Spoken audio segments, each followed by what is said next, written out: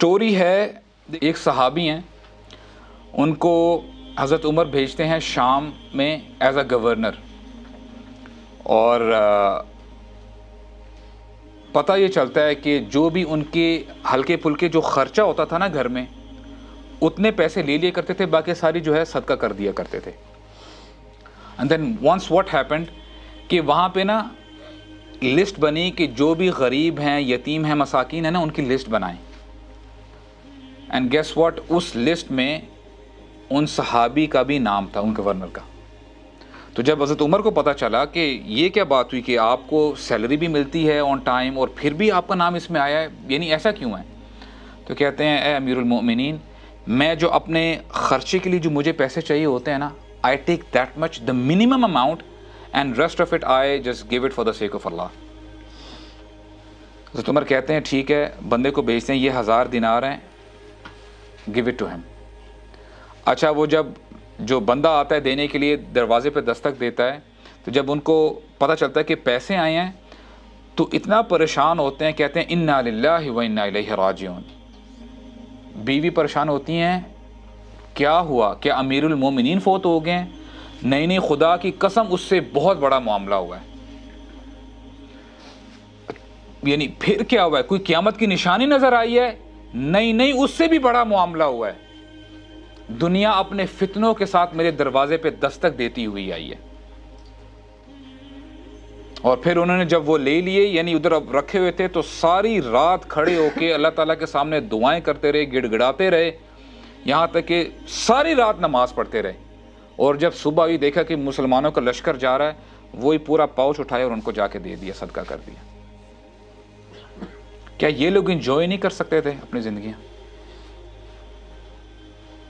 کیا ان کو نہیں پتا تھا کہ یار دنیا میں بھی آئے ہیں، دنیا بھی انجوائے کرنی ہے، دنیا میں بھی معاملات کرنے ہیں، آخرت میں بھی کرنے ہیں، بیلنس لے کے چلو. 2 اور سٹوریز ہیں انشاءاللہ میں آپ کے سامنے رکھوں گا. ایک امام ابو حنیفہ کی رکھوں گا رحمہ اللہ. بنو عباس کے دور میں ان کو کہا گیا، ریکمینڈ کیا گیا کہ آپ چیف جسٹس بنیں. ہی ڈینائیڈ.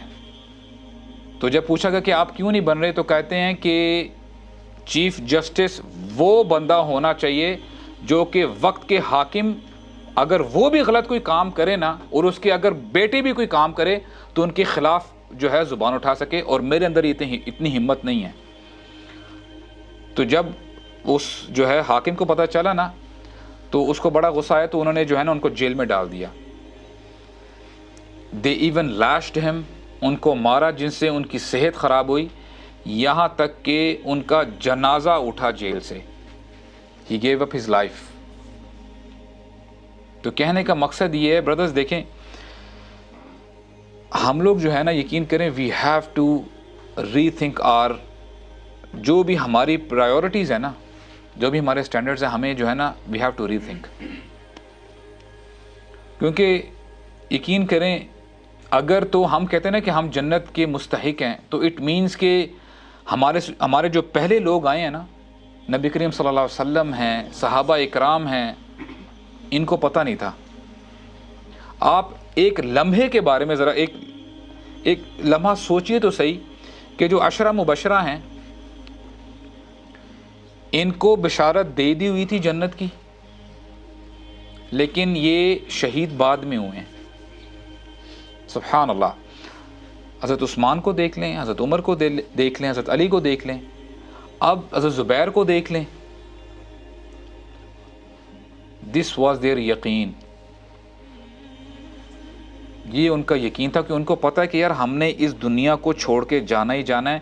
یہ 50 سالہ زندگی ہے، 100 سالہ زندگی ہے، اس سے بڑھ کر نہیں ہوگی. تو کیا یار یہ اچھی بارگین نہیں ہے؟ آپ مجھے بتائیں. اس آیت کے ساتھ میں انشاءاللہ جو ہے وائنڈ اپ کروں گا. اللہ تعالیٰ فرماتے ہیں ان اللہ اشتری من المؤمنین انفسهم واموالهم بان لهم الجنہ. اللہ تعالیٰ فرماتے ہیں یقیناً اللہ تعالیٰ نے، اب دیکھیں ہمارے رب کو یقیناً کہنے کی ضرورت نہیں ہے. یا اللہ آپ جنرل سٹیٹمنٹ بھی کہہ دیں کہ وہ اتنی ہی جو ہے اسٹرانگ ہے اور ویلڈ ہے. اللہ تعالیٰ نے مؤمنین سے ان کے مال اور ان کی جانیں خرید لی ہیں، اور اس کے بدلے کیا دیں گے اللہ تعالیٰ؟ بِأَنَّ لَهُمُ الْجَنَّةَ۔ آپ ذرا یہاں پہ ذرا تھوڑا سا پوز کریں، ہماری جو جان ہے کس نے دی ہے؟ اِنَّا لِلَّهِ وَإِنَّا إِلَيْهِ راجعون پڑھتے ہیں نا ہم، اللہ تعالیٰ کے لیے ہیں، جان اللہ تعالیٰ کی ہے، مال کس نے دیا ہمیں؟ اللہ تعالیٰ خود چیزیں عطا کر کے کہتے ہیں کہ یہ لو، تم یہی دو چیزیں جو میں نے تمہیں دی ہیں نا مجھے واپس لوٹا دو، and I'll give you جنہ۔ ہم سمجھتے نہیں جان بھی ہماری اپنی ہے، مال بھی ہمارا اپنا ہے، میں نے کمایا جی، میں نے رات دن کام کیا ہے۔ ہم یہ بھول جاتے ہیں، اللہ تعالیٰ فرماتے ہیں واللہ یبسط الرزق لمن یشاء ویقدر، یہ اللہ ہی ہیں جو رزق فراخ کر دیتے ہیں اور تنگ کر دیتے ہیں۔ تو کیا یہ ڈیل بری ہے؟ مجھے بتائیں۔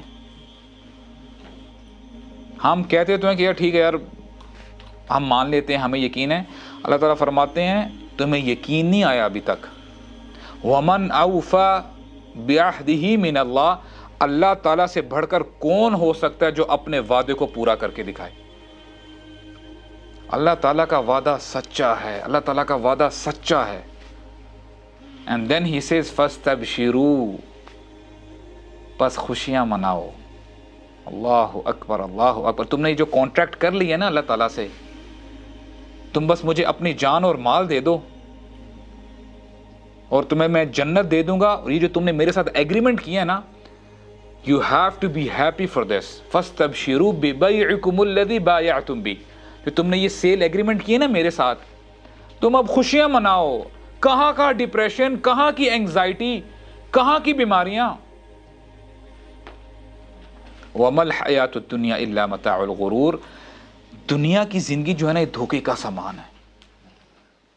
اور اللہ فرماتے ہیں وَذَلِكَ هُوَ الْفَوْزُ الْعَظِيمُ، یہی ہے، اگر فوز صرف آ جاتا نا کہ یہی ہے جیت، یہی ہے کامیابی، تو ہمارے لیے سمجھنے کے لیے اٹ واز سفیشینٹ فار اس، لیکن اللہ تعالیٰ فرماتے ہیں فوز العظیم، یہ ہے سب سے بڑی کامیابی۔